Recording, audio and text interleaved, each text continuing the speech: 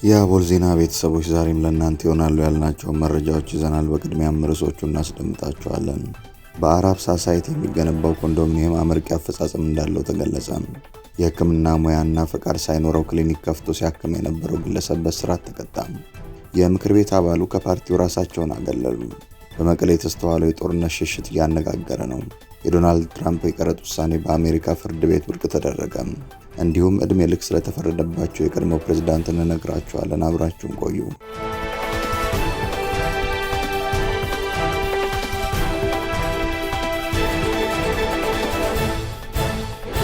ሰላም ጤና ይስጥልን። ይህ አቦል ዜና ነው።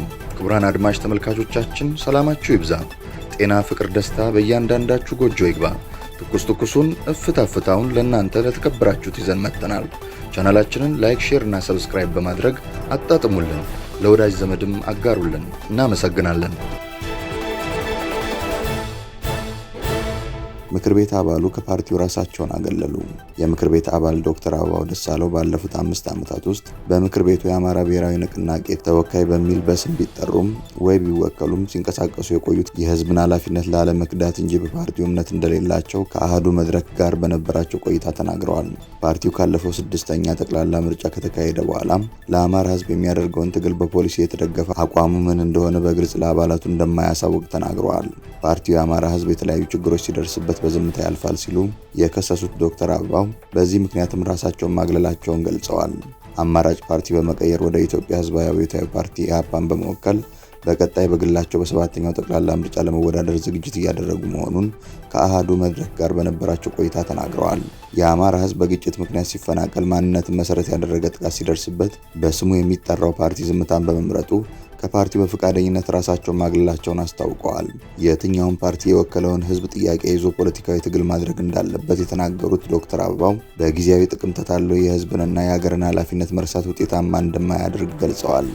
አክለውም እንደ ሀገር የሚነሱ የሕዝብ ጥያቄዎች የሚመለሱት በተናጠል ታግሎ ሳይሆን በጋራ መቆም ሲቻል ነው ብለዋል። ካለፈው ስህተት በመማር በጋራ ለሰላማዊ ትግል መቆም ያስፈልጋል ሲሉ አንስተው በዚህ መንገድ የሕዝብን መብት ማስከበር አይቻልም ብለዋል። የሕክምና ሙያና ፍቃድ ሳይኖረው ክሊኒክ ከፍቶ ሲያክም የነበረው ግለሰብ በእስራት ተቀጣ። በምስራቅ ሐረርጌ ዞን ቀርሳ ከተማ ያለ ሕክምና ሙያና ፈቃድ ክሊኒክ ከፍቶ የሕክምና አገልግሎት ሲሰጥ የነበረው ግለሰብ በእስራት መቀጣቱን ፖሊስ አስታውቋል። የምስራቅ ሐረርጌ ዞን ፖሊስ ዋና መምሪያ የኮሙኒኬሽን ጽሕፈት ቤት ኃላፊ ምክትል ኢንስፔክተር ካሲያ አበበ እንደተናገሩት ተከሳሽ አህመድ አሚን የተባለው ግለሰብ ምንም አይነት የሕክምና አገልግሎት ለመስጠት የሚያስችለው ሙያ ሳይኖረውና ከሚመለከተው አካል የሕክምና አገልግሎት እንዲሰጥ ፍቃድ ሳያገኝ ክሊኒክ ከፍቶ ሲሰራ በመገኘቱ በቁጥጥር ስር ውሏል። ተከሳሹ በቀርሳ ከተማ ሶዶ ቀበሌ ውስጥ የግል ክሊኒክ ከፍቶ ሲሰራ ህዳር 3 ቀን 2018 ዓ.ም የቀርሳ ከተማ አስተዳደር ጤና ጽሕፈት ቤት የጤና አገልግሎትና መድኃኒት ቁጥጥር ግብረ ኃይል ከፖሊስ ጋር በመቀናጀት ባደረጉት ክትትል ምንም አይነት የሕክምና የሙያና አገልግሎት ፈቃድ ሳይኖረው በግልጽ ክሊኒክ ከፍቶ እንደ ግርዛት የመሳሰሉትን ከባድና ጥንቃቄ የሚሹ የሕክምና አገልግሎቶችን ጨምሮ ሌሎችንም የሕክምና አገልግሎት ሲሰጥ መቆየቱ ታውቋል። ፖሊስም በተከሳሹ ላይ አስፈላጊውን ማጣራት በማድረግ የምርመራ መዝገቡን ለአቃቢ ሕግ ልኳል። አቃቢ ሕግ ከፖሊስ የቀረበውን የምርመራ መዝገብ ተመልክቶ ክስ የመሰረተበት ሲሆን ክሱን ሲከታተል የቆየው የቀርሳ ወረዳ ፍርድ ቤት ተከሳሽ ጥፋተኛ ሆኖ በመገኘቱ የካቲት 10 ቀን 2018 ዓ.ም በዋለው ችሎት በ4 ዓመት እስራትና በ20 ሺህ ብር መቀጮ እንዲቀጣ የተወሰነበት መሆኑን ምክትል ኢንስፔክተር ካሲያ አበበ ተናግረዋል። በመቀሌ የተስተዋለው የጦርነት ሽሽት እያነጋገረ ነው። ነዋሪነቱ በመቀሌ ከተማ የሆነው ጋዜጠኛ በትግራይ ክልል ዳግም ጦርነት ሊቀሰቀስ ነው የሚለውን ስጋት ተከትሎ ሰዎች በብዛት እየወጡ መሆኑን አረጋግጧል። ከክልሉ ወደ አዲስ አበባ የሚደረጉ የአየርም የየብስም ትራንስፖርት አማራጮች በጣም ቢዚ ናቸው ያለው ጋዜጠኛው በአውሮፕላንም በባስም ብዙ ሰው እየወጣ ነው ሲል ያለውን ሁኔታ አስረድቷል። ለኢትዮጵያ ኢንሳይደር ቃላቸውን እንደሰጡት የመቀለ ከተማ ነዋሪዎች ሁሉ ጦርነትን በመስጋት ከትግራይ ክልል በብዛት እየወጡ ያሉት ወጣቶች ስለመሆናቸው ይናገራል። በፍጥነት መውጣት የሚፈልጉ ወጣቶች በክልሉ የአውሮፕላን ትኬት ለማግኘት ቀናትን ላለመጠበቅ ሲሉ ወደ አፋር ክልል ሰመራ በመኪና ሄደው ከዚያ በአውሮፕላን ይጓዛሉ ይላል ጋዜጠኛው። አውቶቡስም እንደ ልብ እንደማይገኝና ትኬት ቆርጦ ለመሄድ ቀናትን ሊያስጠብቅ እንደሚችል የተናገረው ጋዜጠኛው በዚህ ምክንያት በመለስተኛ ተሽከርካሪዎች አቋርጠው ወደ አፋር የሚገቡ ወጣቶች እንዳሉ ገልጿል።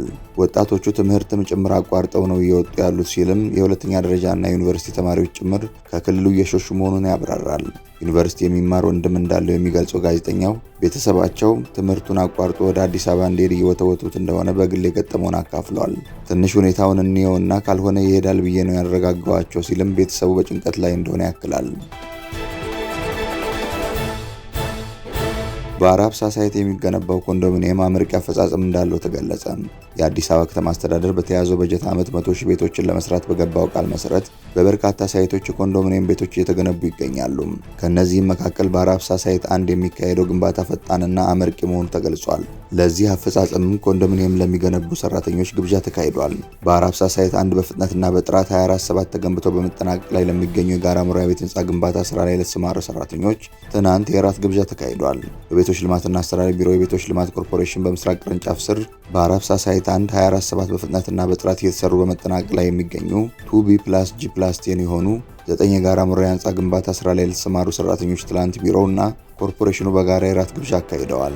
የራት ግብዣው በዚህ ውጤታማ የግንባታ ስራ ላይ በመሳተፍ ለስኬታማነቱ ቀን ከሌት በትጋት እየሰሩ ለሚገኙ ሰራተኞች አክብሮትን ለመግለጽ፣ ለማነቃቃት እንዲሁም የግንባታ ሰራተኞችን ለማበረታታት የተዘጋጀ መሆኑን ተገልጿል።